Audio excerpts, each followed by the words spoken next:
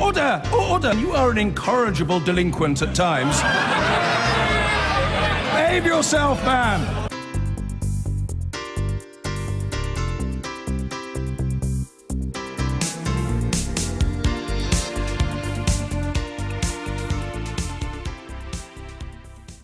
Consumer confidence has fallen to the level last seen in the immediate aftermath of the Brexit referendum.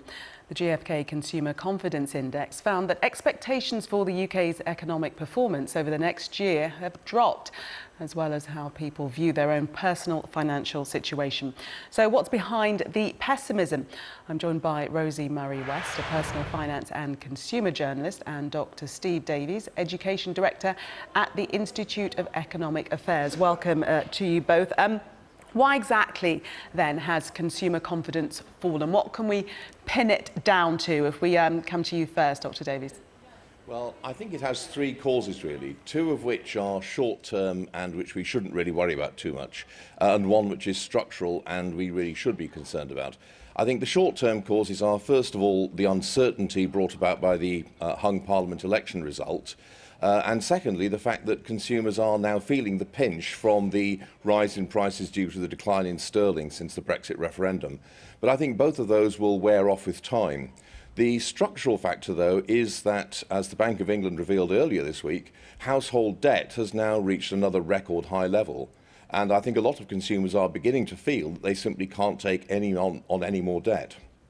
Rosie Murray-West, would you agree with that assessment, that people think they cannot take any more debt whatsoever, and therefore they're keeping their pounds in their pockets?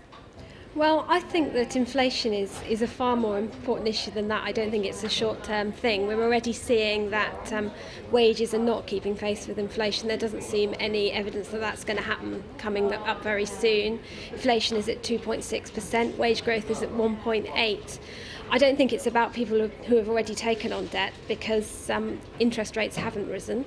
The problem is that people cannot continue to see prices rise and wages continue not to rise at the same rate, and think, well, next week I can afford to buy my groceries to pay for all the things I need to pay for. Dr. Davies, a healthy dose of uncertainty really must be driving this, and people not really knowing what is going to happen after Brexit. So in the run-up to that, being, quite careful about the pennies and the pounds.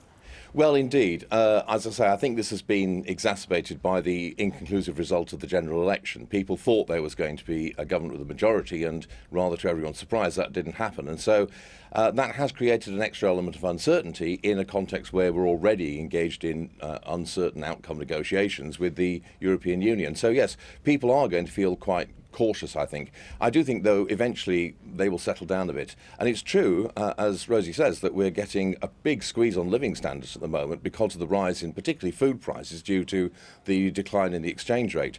But I think that essentially that kind of burst of inflation is going to wear off in the remainder of this year and the start of next year, because the rise has already taken place.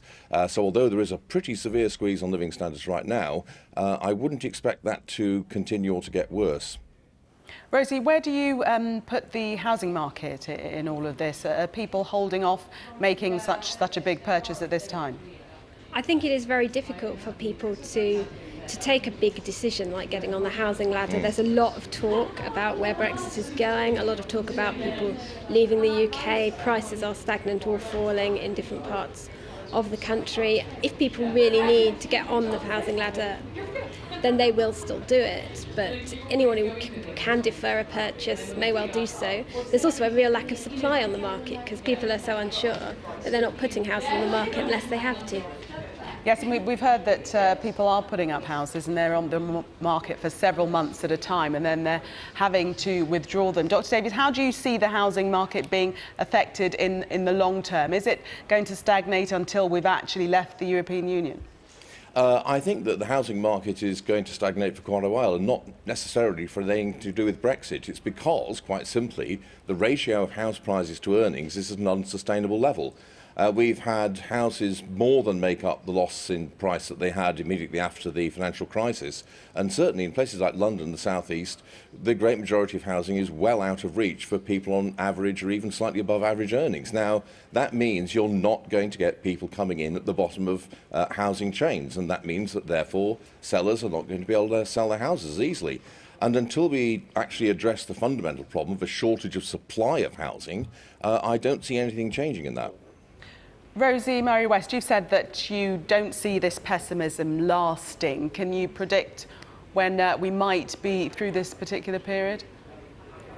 That I don't see this pessimism lasting. I think there is a serious pessimism related to Brexit, related to these uncertainty in these negotiations that I think will last until we have a lot more certainty about what's going forward.